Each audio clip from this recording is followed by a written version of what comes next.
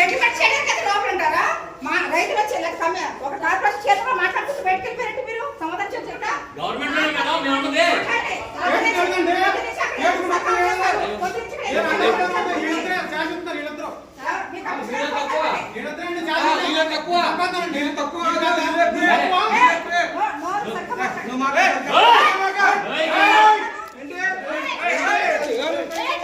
ఏంటి ఆడల మీద కొత్తరు మర్యాద ఉండదు.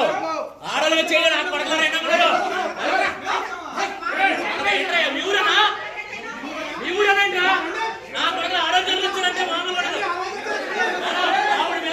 తిట్టారు. మీరు ఇమీడియట్ కేసు నేను కేసు అడగదని చెప్తాను. నేను లైవ్ చెప్తా. ఒక కార్పొరేషన్ చైర్ మీద వాళ్ళు మాట్లాడితే మీరు పట్టించుకోరు.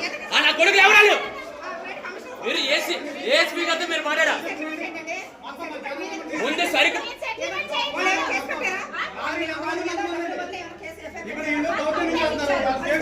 కంప్లైంట్ ఎంక్వైరీ చేయండి. మేము చెప్పాము. మీరు ఏఎస్పీ గారితో మాట్లాడి ఆగండి. ఏఎస్పీ గారితో మాట్లాడారు. ఏం చెప్పారు? ఏఎస్పీ గారు ఏం చెప్పారు? ఒక నిమిషం ఆగండి. ఒకసారి మీరు ఆగండి.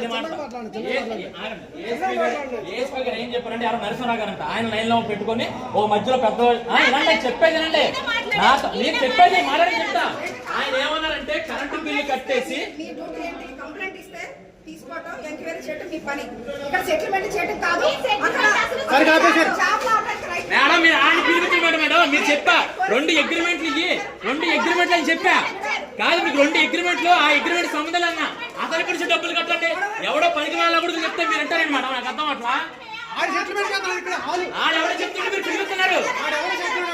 మీరు క్లియర్ గా చెప్పలా ఎస్సీ గారు. మీరు వన్ సైడ్ గా లోకల్ వాళ్ళకి ప్రియారిటీ ఇస్తున్నారు. మీరు ఎవరన్నారు? మీరు ఎవరని చెప్పారు? సీఏ గారు చెప్పారు. సీఏ గారు మాకు సంబంధం లేదు, మీకేమైతే అన్నారు.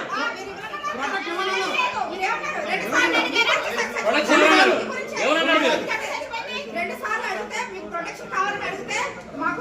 ఒకసారి మీ ఫోన్ లో మిస్డ్ కాల్ చేసుకోండి. ఎన్నిసార్లు చేసాం ఫోన్ మీరు నెంబర్ లో తర్వాత చేయాలి మేడం. మీరు గవర్నమెంట్ లో ఉన్నారు కాదు మేడం.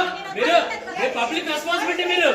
మీరు పబ్లిక్ సర్వీస్ చేయడానికి మీరు ఫోన్ చేయాలి కదా. చూసి చేయాలి. రెట్లు వెళ్ళి ఎన్ని రోజులు చేయాలి మీరు అంటే మీకు ఆపదంటే మీకు గవర్నమెంట్ నెంబర్ అది మీరు చేయాలి కదా. ఆ నెంబర్కి ఇచ్చారు. మాకు ఆ నెంబర్కి ఇచ్చారండి. ఆ నెంబర్కి ఇచ్చారు. ఆయన బిల్లు ఇస్తారు, ఈయన బిల్లు ఇస్తారు. అవసరం ఏది చెప్తే అది రాపిస్తారు. దేనికి